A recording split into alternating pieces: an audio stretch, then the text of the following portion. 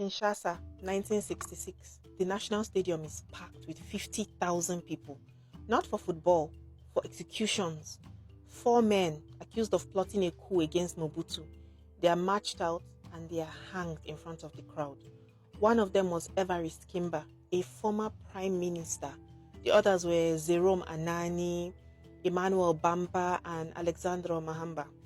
They were all senior ministers. They were accused of secretly planning to replace Mobutu's new government with civilian rule. Historians still argue whether it was a real plot or maybe it was just an excuse. Whatever, Mobutu turned it into a public show of power. The message was clear: betray Mobutu and this is your fate. From that day on, fear did most of the ruling for him. But Mobutu's story isn't one-sided. His supporters call him a savior. His critics call him a thief, and let's be honest, both sides bring evidence. Let's go back. So, Congo gained independence from Belgium in 1960, and almost immediately the country fell apart. Leaders were fighting each other. Provinces were trying to break away. Soldiers were rioting. It was a mess. In fact, Mobutu had already staged one coup back then. He removed the Prime Minister, Patrice Lumumba, and he sidelined the President, Kasavubu, for a short while. 5 years after that, in November 1965, he struck again, this time permanently. He was just 35 years old when he took power. He promised to end the chaos. He said he would bring order to the country. And supporters still say, if not for Mobutu, Congo would have collapsed completely. And for a while, honestly, life did look stable. Salaries were paid, trains were running, rebellions were crushed. The country wasn't trying to tear itself apart all the time. But critics argue that stability came at a cost. The stadium hangings, they showed his style of rule. Political parties were banned, only his party was allowed. If you speak against him, you would risk either prison, exile, or death. To tighten control, Mobutu launched something called the Authenticité campaign. He wanted Zaire, that's the name that he gave Congo in 1971. So he wanted Zaire to cut ties with the colonial influence. European names were banned, cities were renamed. Men were told to drop their suits and ties at home. They should start wearing a local jacket called the abacost, short for abale costume, which means down with the suit. Mobutu even changed his own name. His original name was Joseph Desire Mobutu. He changed it to Mobutu Sese Seko Kuku Mbendu Wazabanga, which means the all-powerful warrior who goes from conquest to conquest, leaving fire in his wake. Supporters loved it. They say he gave the people pride. Finally, Zairians could... They had their own identity, not something borrowed from Belgium. But critics insist that this was more about Mobutu than about culture. His face was everywhere, on TV, in newspapers, on badges. At one point, the nightly news even showed him descending through the clouds like a god. One Zairian put it bluntly: Mobutu was the sun. If you did not shine under him, you didn't shine at all. And then the money. By the time he was overthrown, reports estimate that Mobutu had stolen between $4 and $5 billion. Some even say up to 15. In his hometown, Gbadolit, he built 3 palaces and an airport long enough for the Concorde, that's the fastest plane in the world, to land. And he actually chartered the Concorde for shopping trips to Paris. Critics say this was the peak of corruption. While ordinary citizens struggled to buy bread, Mobutu was living like a king. Supporters argue differently. They say no, Mobutu spread money around, not just for himself, but to keep the country together. Generals, chiefs, politicians, he gave them their share. Call it bribery, but in their eyes, it was the glue that was holding Zaire's many factions in one piece. On the international stage, Mobutu played the Cold War perfectly. America and Russia, they were competing for influence everywhere.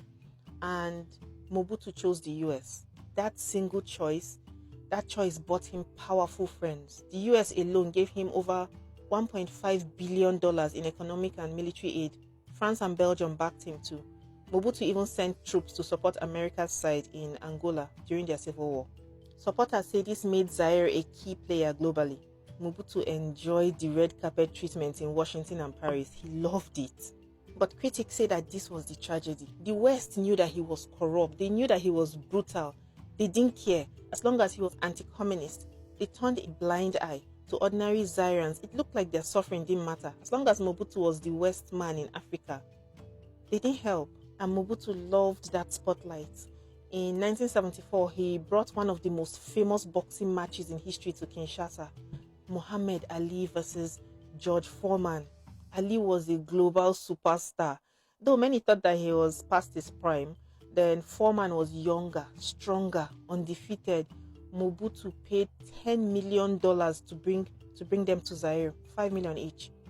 He built a stadium for the fight, and he added a music festival with stars like James Brown, Miriam Makeba, people like that. For weeks, Kinshasa was alive. When Ali shocked the world by beating Foreman, Zaire was on the front page of every newspaper. Supporters say that this was Mobutu's genius. For once, Zaire was in the headlines for pride, not for war. But critics fire back. While millions were spent on the fight, teachers and civil servants, they were not getting paid. Hospitals had no medicine. It was a show, yes, but one that cost the people dearly. By the 1990s, Mobutu's grip began to crack. The Cold War ended, and suddenly, America didn't need him anymore. Aid dried up, the economy collapsed, soldiers went unpaid, and they looted cities. Then in May 1990 at Lubumbashi University, the army massacred over 100 students that were protesting against his rule. Mobutu himself, he was sick, he had advanced prostate cancer, and he often left the country for treatment. Then came the final blow. In 1996, rebels led by Laurent Kabila, backed by Rwanda and Uganda, they began sweeping across Zaire. Now you might ask, why did Rwanda and Uganda care? This was because after the 1994 Rwandan genocide, Hutu militias, the same people who carried out the killings, they had fled into Zaire. And then from refugee camps, they were launching attacks into Rwanda. And Mobutu did nothing to stop them, so Rwanda decided to remove him. Kabila's forces advanced almost without resistance. Mobutu's once feared army, they just simply collapsed. By May 1997, it was over. Mobutu fled after 32 years in power. He died in exile in Morocco just a few months later. Supporters say his warning came true. He used to boast, "Without me, there will be chaos." And after he fell, that's exactly what came. Congo plunged into what is now called Africa's World War. 9 countries got involved, militias spread everywhere, and more than 5.4 million people died, mostly from hunger and disease. To them, Mobutu was corrupt, but at least he kept the country from collapsing. Critics say the opposite, that chaos was his legacy. He drained the treasury, silenced every voice of opposition, left Zaire so weak it couldn't stand without him. The war that followed wasn't proof that he was a savior. It was proof of the damage that he left behind. And that's Mobutu Sese Seko. To his supporters, he was a strong man who gave Zaire pride and stability. To his critics, he was a thief who destroyed the country's future. But one thing is clear, the Leopard lived up to his name. He left fire in his wake, and Congo is still carrying the scars. Thank you so much for watching this video. If you like stories like this, please follow me. I tell them all the time. Thank you.